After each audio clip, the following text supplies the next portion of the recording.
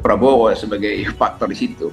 Dia semakin independen, maka dia mungkin mengambil bukan risiko tapi melakukan kalkulasi yang juga dihitung oleh Pak Jokowi, yaitu Gerindra akan masuk ke semua partai akhirnya kan.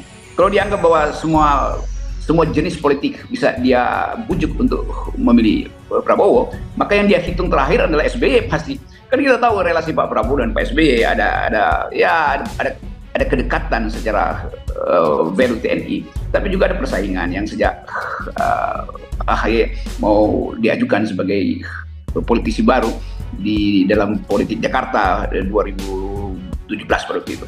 Jadi kita lihat bahwa Prabowo mengerti bahwa dia harus tumbuh sebagai patriot, dia harus tumbuh sebagai orang yang bijak melihat masa depan. Itu yang menerangkan kenapa misalnya orang kayak Budiman Sujatmiko lalu puji habis-habisan Pak Prabowo. Ya buat kita itu politik memang begitu, apapun. Walaupun kita tahu Budiman adalah orang yang die hard menghajar Prabowo bertahun-tahun. Tapi kalau dia kembali pada semacam diplomasi pragmatis, ya kita paham apa yang terjadi di belakang layar sehingga Budiman akhirnya pergi pada Prabowo. Atau dengan kata lain, apa yang terjadi di belakang layar PDIP sehingga Budiman akhirnya hijrah ke Prabowo. Sama itu kasusnya dengan Effendi Simbolon tuh. Jadi kalau kita lihat problem hari ini, begitu Prabowo hendak menemui SBY, itu berarti ada cacing kepanasan di dua tempat. Yang paling panas tentu PDIP itu. Yang kedua mungkin Pak Jokowi, ya udahlah ambil aja risiko bahwa Prabowo akan menemui